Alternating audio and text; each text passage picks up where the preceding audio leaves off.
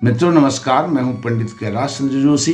यदि आप अपनी जन्म पत्रिका का विश्लेषण प्रिडिक्शन कराना चाहते हैं, कुंडली मिलान कराना चाहते हैं, एक्स्ट्रा मैरिटल अफेयर्स का समाधान चाहते हैं, भवन निर्माण, शिलान्यास, भूमि पूजन का मुहूर्त जानना चाहते हैं, विवाह, जनेऊ, यज्ञोपवीत, मुंडन आदि का मुहूर्त जानना चाहते हैं और हमारे द्वारा ज्योतिष सीखना चाहते हैं, तो वीडियो पर चल रहे नंबर पर आप संपर्क कर सकते हैं। प्रणय गर्भ संभूतम विद्युत कांति समप्रभम कुमारम सत्यहस्तम तम मंगलम प्रणमाम्यहम। मित्रों नमस्कार, मैं हूं पंडित कैलाश जोशी और आप देख रहे हैं मेरा यूट्यूब चैनल संस्कृति से। मित्रों आपका बहुत बहुत स्वागत है मेरे चैनल में। मित्रों आज मैं वृषभ राशि के लिए लेकर के आया हूँ मंगल का गोचर। नीच राशि में हो रहा है, कर्क राशि में मंगल का गोचर हो रहा है और यह वृषभ राशि के जातकों के लिए मंगल का गोचर आपकी जन्म राशि, चंद्र राशि, मून साइन पर आधारित है। यदि आप अपनी जन्म पत्रिका का विश्लेषण, प्रिडिक्शन, मीमांसा कराना चाहते हैं तो वीडियो पर चल रहे नंबर पर आप संपर्क कर सकते हैं। मित्रों यदि आपको वीडियो का कंटेंट अच्छा लगे तो आप वीडियो को लाइक करें और वीडियो पूरा होने के बाद वीडियो को शेयर भी कर सकते हैं और आप मुझे सहयोग प्रदान कर सकते हैं मेरे चैनल को सब्सक्राइब करके, यदि आपको वीडियो अच्छा लगे तो। मित्रों वृषभ राशि के जातकों के लिए भूमिपुत्र मंगल का नीच राशि में प्रवेश मिट जाएगा क्लेश। जितने भी क्लेश हैं, बाधाएं हैं, झंझावात हैं, वह सब मिटने वाले हैं। उस पर बिल्कुल फोकस रहेगा इस बिंदु पर। दूसरा, मंगल का कर्क में गोचर, नीच राशि में गोचर विफलता को मारे ठोकर। अब यह कैसे संभव होगा, इस पर मैं इन दोनों बिंदुओं पर आपको सेटिस्फाई करने की कोशिश करूंगा।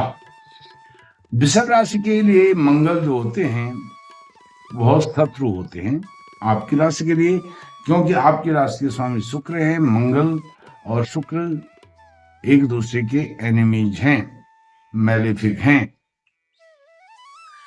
मंगल तीसरे भाव में गोचर कर रहे हैं आपकी राशि के तीसरे भाव में और वह द्वादशपति हैं, अर्थात 12वें भाव के स्वामी हैं और सप्तमपति हैं। सप्तमेश और द्वादशेश होकर के तृतीय भाव में नीच राशि में गोचर कर रहे हैं। अब इसमें दो आपके लिए परिणाम होंगे।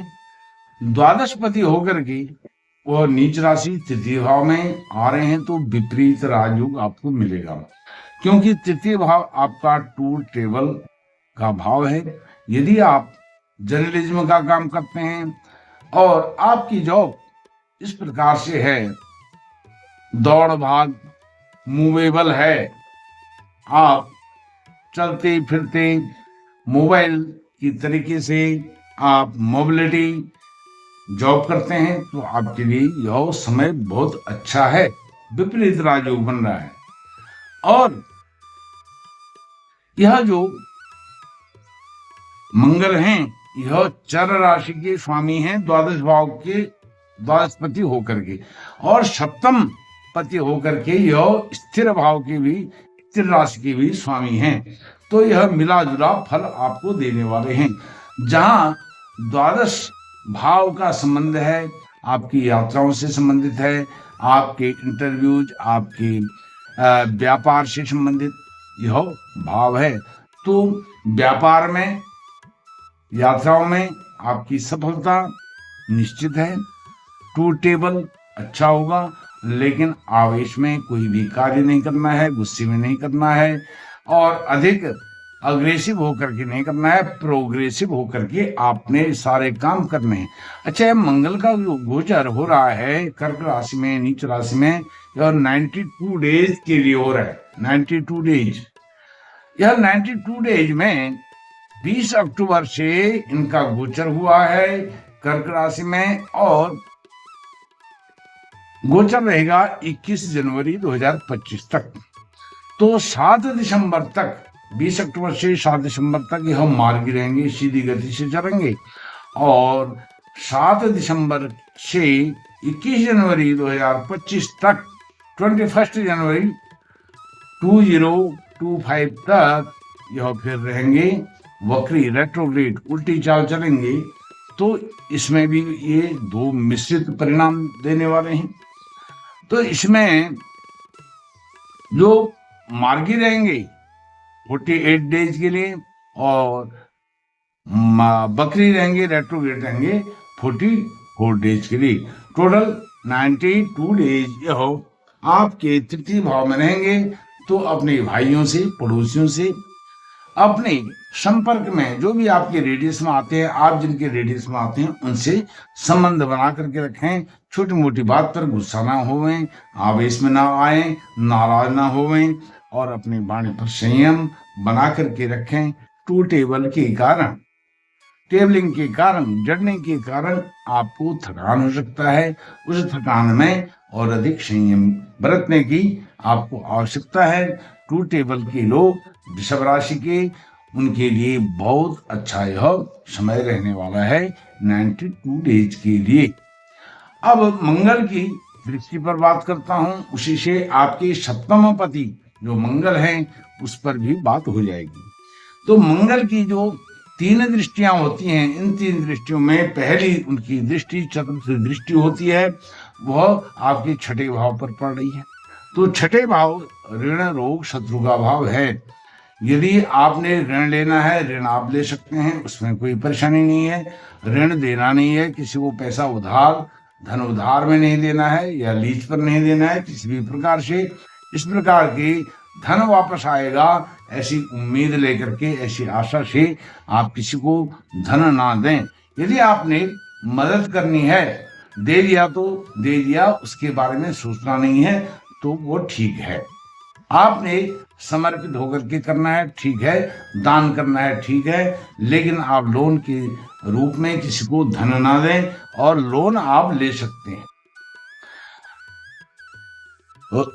यदि आपने लोन किसी को दे दिया, उसी के कारण आपको स्ट्रेस हो सकता है, आपको टेंशन हो सकता है, डिप्रेशन में आप आ सकते हैं।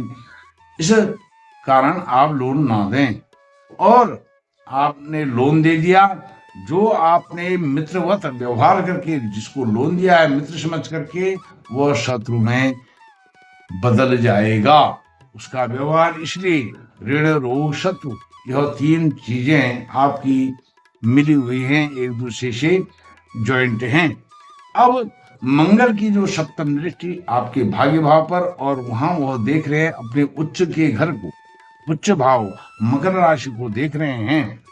तो यह भाग्य भाव को और अग्रेसिव बनाएंगे, पॉजिटिव बनाएंगे, सकारात्मक आपको रिजल्ट देने वाले हैं।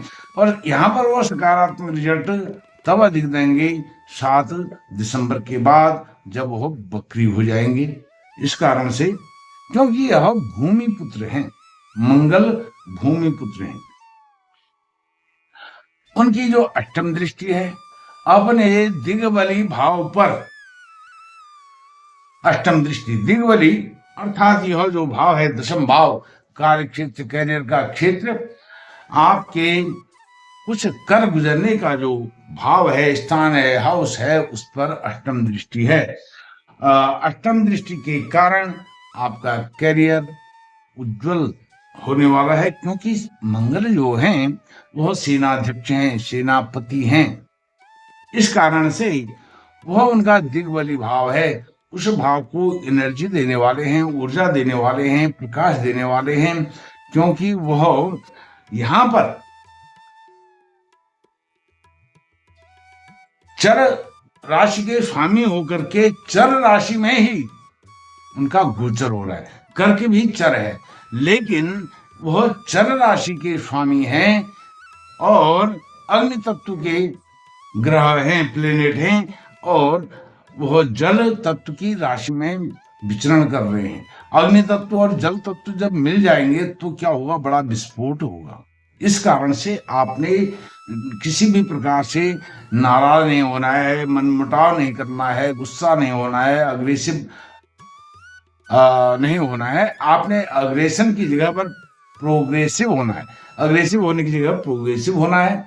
इसलिए आपके लिए यह बहुत मिला जुला रिजल्ट देने वाला है। सावधानी आप बरतेंगे तो फिर आपकी सफलता को कोई रोक नहीं सकता है।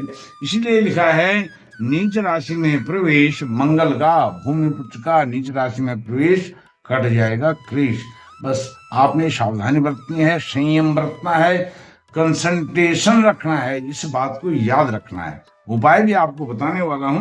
मंगल का कर्क में गोचर विफलता को मारे ठोकर, इसीलिए लिखा है क्योंकि दशम भाव में, नवम भाव में और दशम भाव में सप्तम दृष्टि, अष्टम दृष्टि, भाग्य भाव में, कर्म भाव में यह पड़ रही है, क्षमा कीजिएगा।